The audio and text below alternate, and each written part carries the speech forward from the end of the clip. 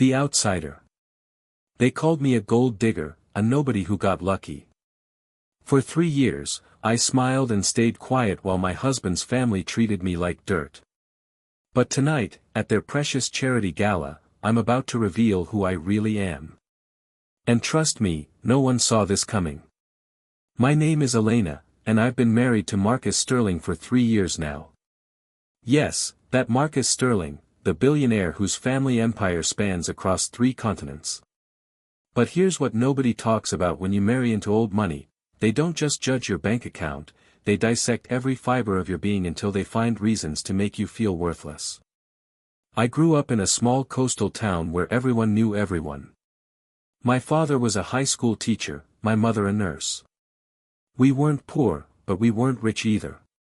After college, I became a children's librarian because I genuinely loved helping kids discover the magic of reading. It was simple work, honest work, and it filled my heart with purpose. But to the Sterling family, my background might as well have been written in disappearing ink. They looked right through me like I was invisible furniture that somehow ended up in their pristine world. Marcus and I met at a bookstore cafe where I was reading during my lunch break. He was this charming stranger who struck up a conversation about the novel in my hands. We talked for hours about literature, dreams, and life, not once mentioning private jets or family empires. He was just Marcus, and I was just Elena. It was perfect. The problem started the moment I entered his world. Every family dinner became a performance where I was the only actor who didn't know her lines. While they discussed their latest acquisitions and charity boards, I sat quietly in my department store dresses, listening to conversations about a lifestyle I never asked to join. Marcus's mother, Catherine, was a master of the polite insult. She never raised her voice, never lost her composure, but her words could slice through steel. At family gatherings, she'd introduce me as Marcus's wife, Elena. She works with children at the library, isn't that precious? The way she said precious made it sound like I collected bottle caps for a living. Then there was Vivian, Marcus's sister-in-law, who treated me like her personal entertainment.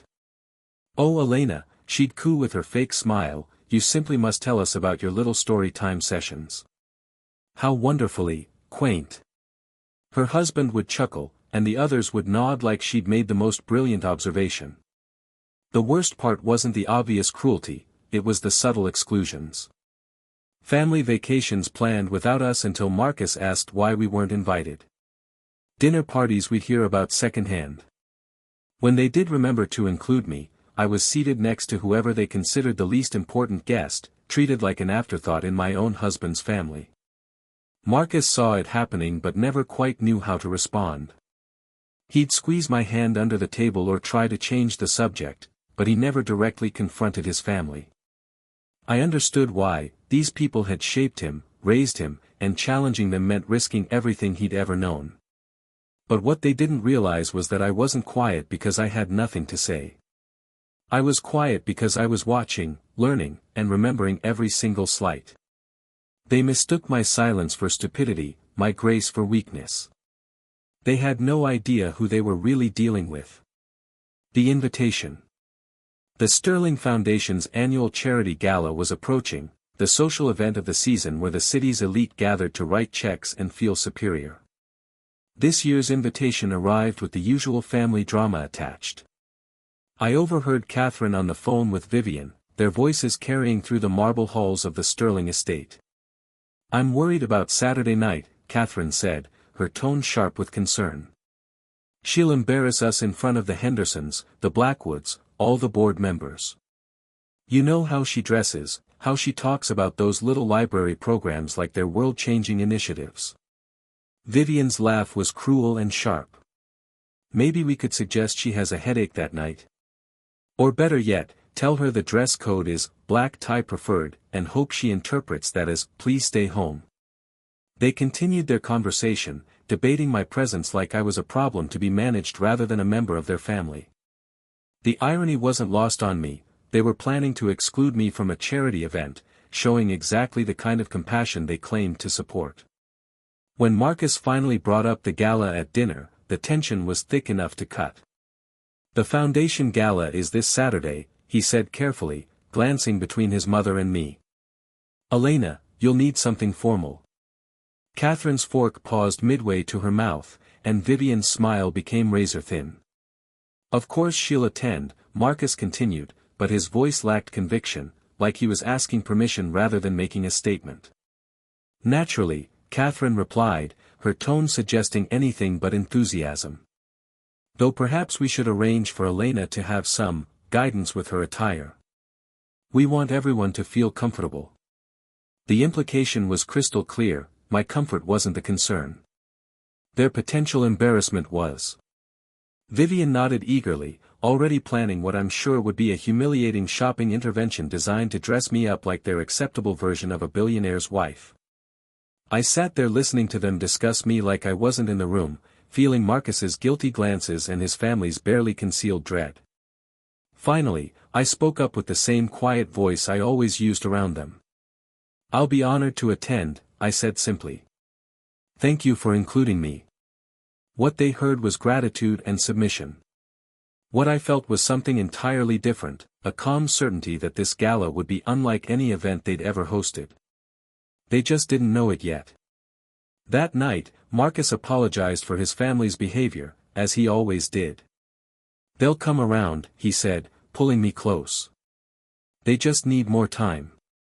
3 years felt like more than enough time to me, but I simply nodded and kissed his forehead. Don't worry about it, I whispered. Everything will work out perfectly. He had no idea how right I was. The next morning, I made a phone call I'd been putting off for months. The voice on the other end was professional, efficient, and very familiar with my situation. Ms. Rodriguez, the voice said, using my maiden name, we've been expecting your call. Are you ready to proceed? Yes, I replied, looking out at the manicured gardens of the Sterling estate. It's time. The pieces were finally falling into place, and Saturday night couldn't come soon enough. The preparation. The morning of the gala, I spent hours getting ready in a way that would have surprised the Sterling family, if they could see me. But they couldn't, and that was exactly the point. I'd learned long ago that sometimes the most powerful thing you can do is let people completely underestimate you. So I chose a midnight blue gown that was elegant but not flashy, expensive but not obviously so. My jewelry consisted of simple pieces that looked understated but were actually vintage heirlooms passed down through my family, pieces worth more than Catherine's entire collection, though she'd never know that. I did my own hair and makeup, keeping everything natural and refined. When I looked in the mirror, I saw exactly what I intended, a woman who belonged in any room but didn't need to announce it. Marcus picked me up looking visibly relieved. You look beautiful, he said, and I could hear the surprise in his voice, not because I looked good, but because I looked appropriate by his family's impossible standards. The drive to the Grand Regency Hotel was quiet, both of us sensing that tonight would be different somehow. As we pulled up to the entrance, I watched the parade of designer gowns and tailored suits making their way inside. Ready? Marcus asked, offering me his arm.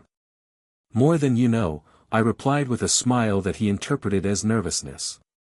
If only he knew. We entered the ballroom where crystal chandeliers cast warm light over perfectly arranged tables. The city's elite were already mingling, their conversations a symphony of name-dropping and social positioning. I watched Marcus's shoulders relax as we walked in, his relief was palpable when heads didn't turn to stare at his inappropriately dressed wife. Catherine spotted us first, her eyes doing a quick assessment of my appearance. I saw the moment she decided I was acceptable enough not to cause immediate embarrassment. She glided over with Vivian in tow, both wearing smiles that didn't reach their eyes. Elena, dear, Catherine said, air-kissing my cheek. Don't you look adequate tonight? Thank you, I replied graciously. You look lovely as well, Catherine. Vivian circled me like a predator. Where did you find this dress? It's actually quite nice for what you usually wear. Oh, this old thing. I smoothed the silk fabric. I've had it for ages. They exchanged glances, satisfied that even when I managed to dress appropriately, it was still with outdated clothing. Marcus squeezed my hand supportively, missing the undercurrents entirely. As the evening progressed, I endured the usual treatment. During cocktails, I was introduced as Marcus's wife, the librarian, with that same condescending tone. At dinner, I was seated at the far end of the table next to the mayor's awkward nephew who spent the entire meal talking about his stamp collection. But I smiled through it all, nodding politely, asking interested questions, playing the role they expected. What they didn't notice was the small group of people who kept glancing in my direction, people Catherine and Vivian dismissed as unimportant because they didn't immediately recognize them. The evening's program began with the usual speeches about charitable giving and community support. Catherine took the stage as the foundation's president, basking in the applause and admiration. She spoke eloquently about helping the underprivileged and supporting education initiatives. Tonight, she announced, we're proud to present a special recognition to our largest anonymous donor, someone who has contributed over $10 million to our education programs over the past 5 years. The room buzzed with curiosity. Anonymous donors of that magnitude were rare, and everyone wanted to know who had been so generous yet so modest. Catherine smiled mysteriously. This individual has specifically requested to remain anonymous, but their impact on our community has been immeasurable. They've funded libraries, literacy programs, and educational scholarships that have changed hundreds of lives. I felt Marcus shift beside me, his curiosity piqued like everyone else's. Vivian was practically vibrating with excitement, probably hoping to get close to whoever this mysterious benefactor was. However, Catherine continued, tonight, our anonymous donor has agreed to step forward and be recognized. The room fell silent with anticipation. I could feel the excitement, the curiosity, the social climbers already calculating how to position themselves near this important person. I took a deep breath and stood up. The confused murmur started immediately. Marcus looked up at me with bewildered eyes. Elena? Where are you going? I smiled down at him, my heart pounding with 3 years' worth of suppressed truth. I'm going to introduce myself properly. The revelation. I walked toward the stage with steady steps, ignoring the confused whispers that followed in my wake. Catherine's face went from confusion to horror as she realized what was happening. Vivian's mouth literally fell open, her wine glass frozen halfway to her lips. Ladies and gentlemen, I said as I took the microphone, my voice carrying clearly through the silent ballroom. Thank you for that lovely introduction, Catherine. Though I think there are a few details you might have missed.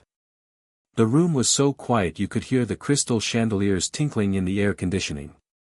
Marcus stared at me from our table, his face a mixture of confusion and dawning realization. My name is Elena Rodriguez Sterling, I continued, emphasizing my maiden name that none of them had ever bothered to learn properly. And yes, I am your anonymous donor. But that's not the whole story. I paused, looking directly at Catherine whose face had gone completely pale. You see, what my dear mother-in-law failed to mention is that before I became a simple librarian, I was Elena Rodriguez, CEO and founder of Rodriguez Educational Technologies. The gasp that went through the room was audible. Several people pulled out their phones, no doubt Googling my name. They'd find that Rodriguez Educational Technologies had been acquired by a major corporation 3 years ago for $2.8 billion. Some of you might remember the sale, I continued conversationally. It was in all the business journals. The money from that sale has been sitting in various investment accounts, growing steadily. And yes, I've been donating significant portions to educational causes, including this foundation, because I believe in the power of literacy and learning. Marcus's face had gone through several shades of shock. He was staring at me like he'd never seen me before, which, in many ways, he hadn't. But here's the interesting part, I said, my voice taking on a slight edge. I've been attending these family dinners for 3 years, listening to conversations about business acquisitions and technology investments. My former company's innovations are used by several of your current holdings, and yet none of you ever thought to ask the simple librarian, what she might know about the industry. Catherine tried to speak, but no words came out. Vivian looked like she wanted to disappear into the floor. I became a librarian after selling my company because I wanted to do something meaningful with my life. I wanted to help children discover reading, to work directly with the communities my donations were supporting. It wasn't a step down, it was a choice. I looked directly at Marcus, my heart breaking a little at the shock and hurt in his eyes. I never told my husband because I wanted him to love me for who I am, not what I'm worth. I wanted to know that our relationship was real, not influenced by money or business connections. The room was completely silent except for the soft sound of people typing on their phones, fact-checking my claims in real time. But the really fascinating part, I continued, my voice growing stronger, is how I've been treated by this family for 3 years. Dismissed, excluded, mocked for my quaint job and my simple background. Do you know what it's like to sit at dinner tables where people discuss business deals worth millions while they treat you like you're too stupid to understand basic conversation? Catherine finally found her voice. Elena, we had no idea. No, I interrupted firmly. You had no idea because you never bothered to ask. You never bothered to get to know me. You saw a librarian from a small town and decided that was all I could possibly be. I turned to address the entire room. This foundation does wonderful work, and I'll continue supporting it because I believe in its mission. But I think tonight has been an excellent reminder that we should never judge people by their job titles or their backgrounds. Sometimes the quiet person in the corner has more to offer than you might think. I handed the microphone back to Catherine, whose hands were shaking visibly. Thank you for a lovely evening. The foundation can expect its usual donation next month. As I walked back toward our table, the room erupted in whispers and conversations. Several people approached me, suddenly very interested in becoming friends with the simple librarian, who turned out to be worth nearly $3 billion. But I only had eyes for Marcus, who was still sitting at our table, staring at me with an expression I couldn't quite read. The real conversation was just about to begin. The aftermath. The car ride home was the longest of my life. Marcus sat in silence, his hands gripping the steering wheel so tightly his knuckles were white. I could practically hear his mind racing, processing everything he'd just learned. When we finally reached the Sterling estate, he parked but made no move to get out of the car. We sat there in the darkness, the weight of 3 years of secrets hanging between us. Elena Rodriguez, he said finally, his voice barely above a whisper. Rodriguez Educational Technologies. You sold it 3 years ago. He turned to look at me, his eyes searching my face. Right before we got married.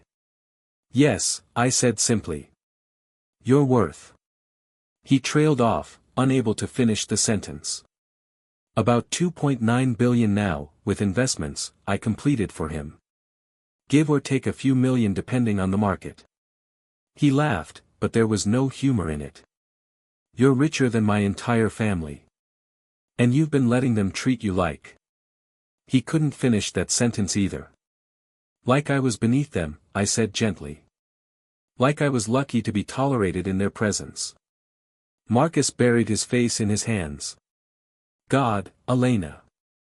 Why didn't you tell me? Why didn't you defend yourself? Why did you let them? His voice broke.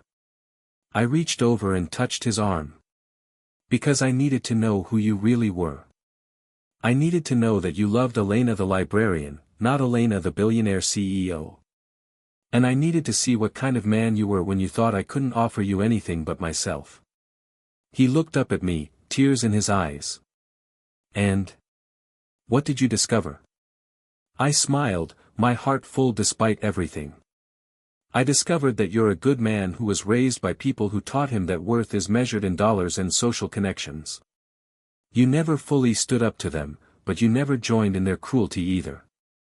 You tried to protect me in small ways, even when you didn't understand how much I needed protecting. I failed you, he whispered. For 3 years, I failed you. No, I said firmly. You loved me. Even when you were confused by your family's behavior, even when you didn't know how to fix it, you loved me. That meant everything. He was quiet for a long moment. What happens now? He asked. Now, I said, we decide what kind of life we want to build together. We decide whether we're going to let your family's opinions matter more than our happiness. And we decide whether you can love me knowing that I'm not the simple, dependent wife they wanted me to be. Marcus turned in his seat to face me fully. Elena Rodriguez Sterling, he said, testing out my full name. My wife, the brilliant CEO who decided to read stories to children because it made her happy. My wife, who donated millions to charity while my family called her a gold digger. My wife, who had more class and dignity in her little finger than my entire family combined. He reached for my hands. I don't care about the money. I never did. But I care that you felt you had to hide who you were. I care that my family made you feel like you weren't enough. And I care that I didn't do more to stop it. What will you do now that you know? I asked. His jaw set with determination. Now that I know who you really are, who you've always been, I'm going to make sure everyone else knows too. Starting with my family. Over the next few weeks, everything changed dramatically. The story of the simple librarian, who turned out to be a tech billionaire, spread through social circles like wildfire. Suddenly, everyone wanted to be my friend. Catherine and Vivian attempted damage control, acting like they'd always known and respected my background. But Marcus had found his backbone. At the next family dinner, he addressed his mother directly. For 3 years, you treated my wife like she was an embarrassment to this family. You excluded her, insulted her, and made her feel unwelcome in her own home. I should have stopped it then, but I'm stopping it now. Catherine tried to protest, claiming they'd always been welcoming, but Marcus cut her off. Elena is not only brilliant and successful, but she's also one of the most generous people I know. She's been quietly funding the causes you claim to care about while you judged her for working with children. If you can't treat her with the respect she deserves, then we won't be joining you for these gatherings anymore. It was the first time in his life that Marcus had stood up to his family, and it felt like watching him become the man I'd always known he could be. As for me, I continued working at the library 3 days a week because it brought me joy. I used my resources to expand literacy programs and fund new community initiatives. And I learned that the best revenge isn't dramatic confrontations or public humiliation, it's living authentically and refusing to let others' limitations define your worth. 6 months later, Marcus and I renewed our vows in a small ceremony surrounded by people who loved us for who we truly were. Catherine and Vivian attended, noticeably more respectful and considerably quieter than usual. During my vows, I looked at Marcus and said, "You loved me when you thought I was nobody special.